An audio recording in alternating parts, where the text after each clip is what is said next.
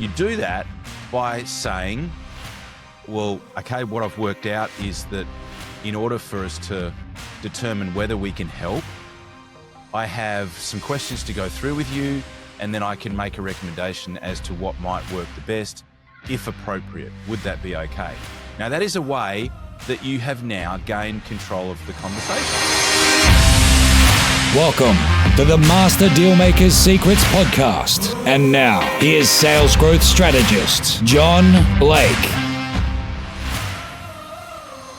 Welcome to Master Dealmaker Secrets. This is episode 241. And today we are going to be talking about the 3 common mistakes that kill sales.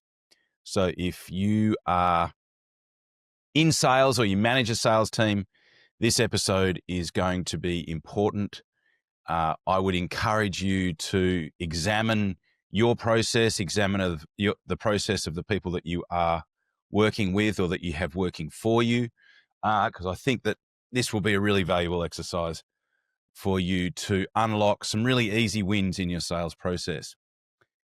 So the 3 common mistakes that kill sales. So what I notice is that, I review a lot of sales calls. I now have a process where I can take a transcription of a sales call and I can very, very quickly identify, using a bot that I've got, exactly where the call is going off track and exactly what needs to be fixed in the process in order to get that particular sales process working, in some cases twice as well as what it already is.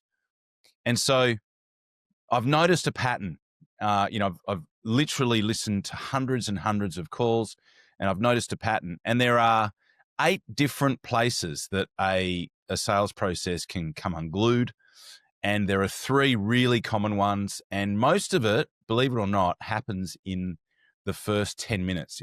In fact, a lot of it will happen in the first 5 minutes. Pretty much a sales conversation is either over or is going to succeed. I can pretty much predict it by listening to the first 5 minutes. So what are those 3 common mistakes that kill sales? So the first one is not gaining control of the conversation. So this might sound a bit weird. It might sound, okay, you need to be control freak. You need to gain control of the conversation. Well, the reason that I say that is that a sales conversation typically happens between a buyer and a seller. Now, if you've done a good job of positioning yourself well, you have the perception of an expert by virtue of the fact that you are selling what you sell, by virtue of the fact that you are representing the company that you are representing. You have the perception of somebody who is an expert at that particular product or service. So you already have that expert positioning by virtue of the context in which the conversation is taking place. So it is appropriate for you to gain control of the conversation. Now, how do you do that? You do that by saying, well, okay, what I've worked out is that in order for us to determine whether we can help, I have some questions to go through with you, and then I can make a recommendation as to what might work the best, if appropriate. Would that be okay? Now, that is a way that you have now gained control of the conversation, because what is the opposite to that? Well, the opposite to that is where the tail wags the dog, where the person who isn't an expert buyer of your particular product or service, or certainly isn't an expert buyer compared to your expertise in having dealt with dozens and dozens of sales of buyers before, is where they start to ask you questions, and they don't know the right questions to ask you. And so often you get chased down this rabbit hole of them controlling the conversation and asking you the questions, and they're not asking the appropriate questions, and you really get no further down the road to work out whether this is someone that you can even help or not, and you lose control of the conversation. And if that happens early, then you are pretty much toast. Like it's very, very difficult to get that back on track unless you actually have a lot of expertise and experience, and you can sort of, get it back on track and gain control again. So not gaining control of the conversation is the first one. And that needs to take place very early. You need to establish that frame that I talked about.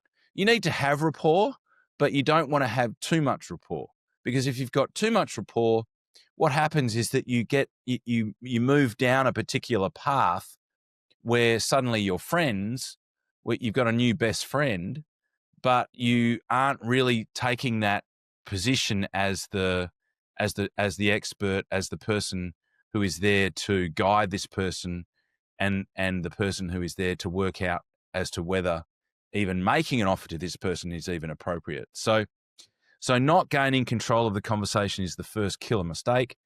The second mistake that kills sales is not getting to the core motivation behind the purchase. Now, you have to do this. You have to do this early. If you do not get to the core motivation behind the purchase, what's going to happen is that you are going to have a buyer that is unqualified. You are going to be making what is called a blind offer. A blind offer is where you are making an offer to somebody who is not qualified, who you're not sure whether they have a problem, you're not sure whether they want to solve that problem, and you're certainly not sure whether they believe that you can help them solve that problem. That is what is called making a blind offer. So if you do not get to the core motivation behind that purchase, then you are very, very unlikely to convert that sale. So sales is a game of likelies.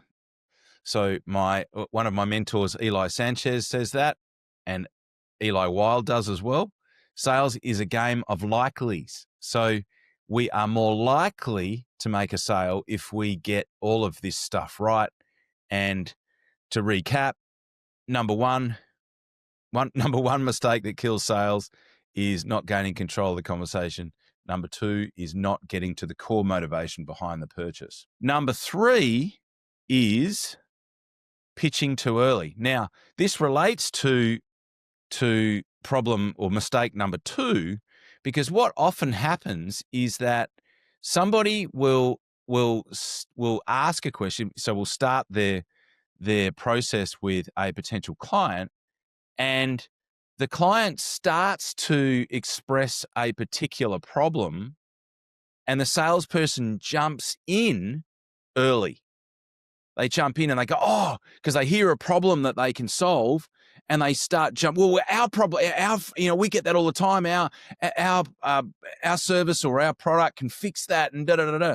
And what they don't realize is that they are cutting off the information, and they are also cutting off the potential client's acknowledgement of the problem, and they're also cutting off the potential client's unlocking of the motivation to do something about it.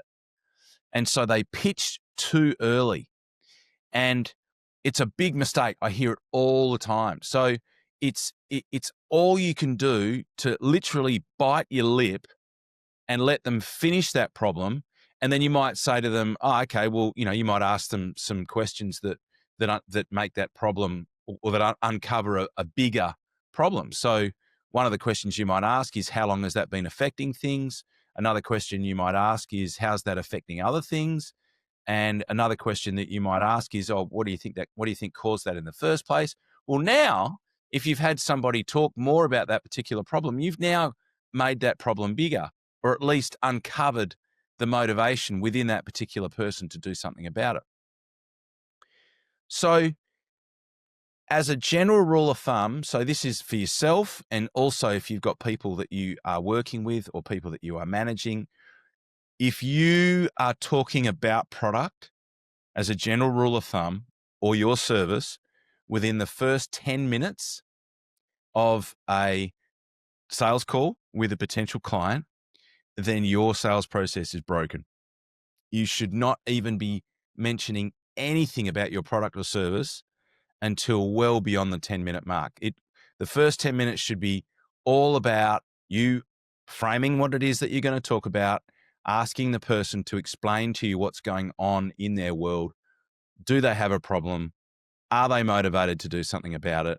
Do they believe that you can help them to solve that problem? So I encourage you to, this is 3 of the 8 blockages, of the 8 choke points that I uncover in different sales processes that I work with, the clients that I work with. I encourage you to look for those 3. See if your team or yourself, if you are making any of those 3 problems, and let me know. I'd love to hear what this has triggered in your business, what it is that it has allowed you to uncover in terms of problems in your sales process. Let me know. I'd love to hear from you. As always, thank you for listening, and I will talk to you on the next podcast. Cheers. You've been listening to Master Dealmaker Secrets with John Blake. Subscribe to get more in-depth strategies and maximize your sales process with new episodes every other week. And double your inquiry to sale conversion with the lead flow you already have. Go to johnblakeaudio.com for his exclusive, free, no fluff audio training and companion PDF guide.